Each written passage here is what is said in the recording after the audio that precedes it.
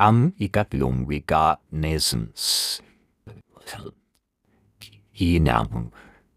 Narito ang iyong anak. One. Narito ang iyong na. Sa bawat paghinga natin sa mundong ito, dala natin ay isang mabigat na pasani na madalas ay hindi naman natin hinimik. Sa gitna ng inay ng teknolohiya at bilis ng takbo ng panahon, madalas tayong maligaw. Ginang, narito ang iyong anak.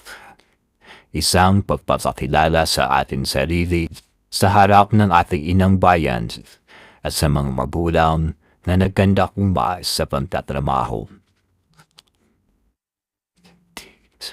Tayo ang bunga ng kanilang puyat, ang sagot sa kanilang mga dalangin, at ang tanging yaman sa gitna ng kahirapan. Ngunit bago tayo maging tagumpay, dadaan muna tayo sa Gethsemane ng ating buhay. Ang mga gabing ng pag-aalinlawan, ang mga luha na pilit nating itinatabo sa ilahim ng unan, at ang pakiramdam na tila tinatalikuran na tayo ng tadhana. Ang buhay ng isang batang Pilipino ay hindi isang madaling tula. Ito ay isang nobela ng pakikibaka, kung saan ang tinta ay pawis at ang papel ay ang bako-bakong daan ng pagsisikap. Ang pighati ay hindi bisita lamang, madalas ito ay nagiging kasama natin sa hapagkainan. Sino ba sa atin ang hindi nakaranas na kumalamusikvula habang ang utak ay kailangan mag-isip ng formula sa mathematics? Ang tagumpay ay hindi daging nakasuot ng toga. Minsan, ito ay ang estudyanteng naglalakad ng 5 kilometro sa ilalim ng matirik na araw para lang makatipid ng pamasahe. Ito ay ang anak ng magsasaka na habang nag-aaral ay putik ang nasa pupon. Ngunit sa isip ay ang pangarap na balang araw ay siya naman ang bibili ng sariling lupa. Ito ay ang working student na nag-aayos ng lamesa sa fast food. Sa gabi at pagdating sa umaga ay seryosyong nakikinig sa leksyon kahit ang mga mata ay namumula na sa anipop.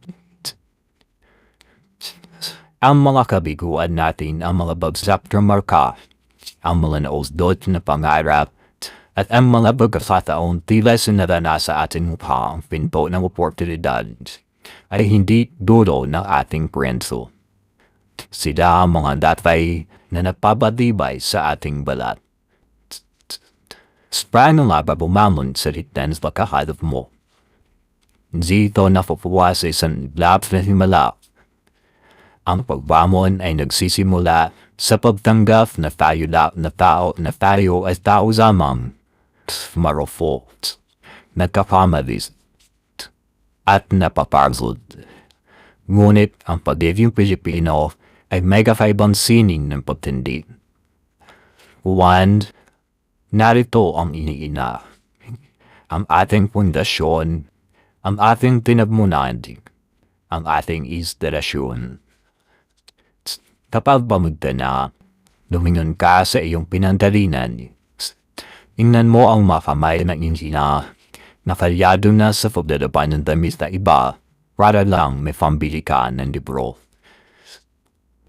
Tingnan mo ang iyong ama na tinitiis ang inik ang construction site para lang hindi mo maranasan ang hirap na pinagdadaanan niya. Doon mo makikita ang rason kung bakit hindi ka pwedeng sumuko. Ang tagumpay ay hindi lamang ang pag-akyat sa inkabzado. Ang tunay na tagumpay ay ang aral na may uwiwa una sahon at masabi mo sa iyong mga magulang, Nay, sorry, pahinga na po kayo. Ako naman. Slowly, ang buhay ay isang siklo ng pagpapakasakit at pagkabuhay ng munin. Ang bawat pagkakamali ay isang spice na nagbibigay laser sa ating kwento. Dahil ano nga ba ang tamis na tagumpay kung hindi mo nalasahan ang pait ng pagkatao o pagkasand? Ang tagumpay ang dating scholar na mayon ay siya na nagpapaaral sa kanyang mga kapatid. Ang tagumpay ay ang kabataang biktima na samuwasya. Ngunit ginamit ang bawat panlalais bilang gasavina upang abutin ang lituin. Tayong mga kabataang Pilipino ang bagong mukha ng pag-asa. Huwag natin hayaang lunuring tayo ng inggit o ng mapapusgang lipunan. Tayo ay mga Juan na may kumsulin ang nagaan ang ating kinabukasan at pangaralan ang sakripisyo ng mga nauna sa atin. Magsumamo tayo, yumaban tayo, at higit sa lahat, manampalataya tayo. Sapagat sa dulo ng bawat talbaryo, laging may naghihintay na bukhang diwayway. Tuminzik ka, kabataang Pinoy, dahil ang mundo ay naghihintay sa iyong pagningning.